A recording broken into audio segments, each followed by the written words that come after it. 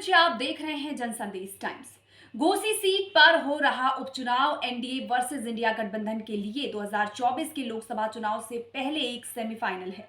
वहीं सूबे के सबसे बड़े सियासी परिवार यानी यादव परिवार को अपनी टेरिटरी के बाहर सियासी रसूख दिखाने का सबसे बेहतरीन मौका है। इसलिए उपचुनाव में पूरे यादव कुनबे ने अपनी ताकत झोंक दी है। 2017 के विधानसभा चुनाव हो, 2019 के लोकसभा चुनाव या फिर 2022 के विधानसभा चुनाव, इसके बाद जितने भी उपचुनाव हुए हैं उसमें मैनपुरी को छोड़कर यादव कुनबा कभी इतनी मजबूती से नहीं उतरा। यहां तक कि जब परिवार के सदस्य धर्मेंद्र यादव आजमगढ़ में लोकसभा का उपचुनाव लड़ रहे थे तब भी अखिलेश यादव वहां प्रचार के लिए नहीं पहुंचे थे। अब जब बात घोसी की है तो खुद अखिलेश यादव वहां जाकर पार्टी की उम्मीद के पक्ष में प्रचार करने वाले हैं। दरअसल इसके जरिए अखिलेश यादव कई सियासी संदेश देना चाहते हैं। समाजवादी पार्टी के मुखिया अखिलेश यादव के लिए घोसी की सीट कितनी महत्वपूर्ण है इसका अंदाजा इसी से लगाया जा सकता है कि अखिलेश यादव खुद 29 अगस्त को इस सीट पर प्रचार करने के लिए जाएंगे। यह अलग बात है कि अखिलेश यादव ने उत्तर प्रदेश में 2022 के विधानसभा चुनाव के बाद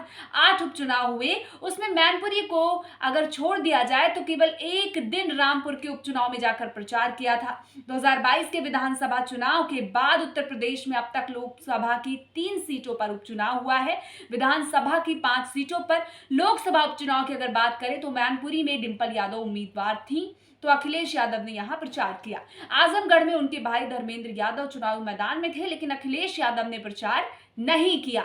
सपा की हार हुई यहां। वहीं रामपुर लोकसभा सीट पर भी हुए उपचुनाव में अखिलेश यादव नहीं गए थे, ये सीट भी सपा को गंवानी पड़ी। 2022 के विधानसभा चुनाव में घोसी सीट पर सपा के उस वक्त उम्मीदवार रहे दारा सिंह चौहान ने जीत हासिल की थी। 2022 के विधानसभा चुनाव में समाजवादी पार्टी ने सबसे बेहतर परफॉर्म पूर्वांचल में किया था। अगर मऊ जिले की बात करें तो यहाँ की 4 विधानसभा सीटों में से समाजवादी पार्टी ने अपने गठबंधन के सहयोगी के साथ मिलकर 3 सीटों पर जीत हासिल की थी। आजमगढ़ की बात करें तो यहाँ की 10 विधानसभा सीटों पर सपा की साइकिल ही दौड़ी थी। वहीं अगर गाजीपुर की बात करें तो 2022 के विधानसभा चुनाव में समाजवादी पार्टी ने अपने सहयोगी दल के साथ मिलकर सभी 7 सीटों पर जीत हासिल कर ली थी।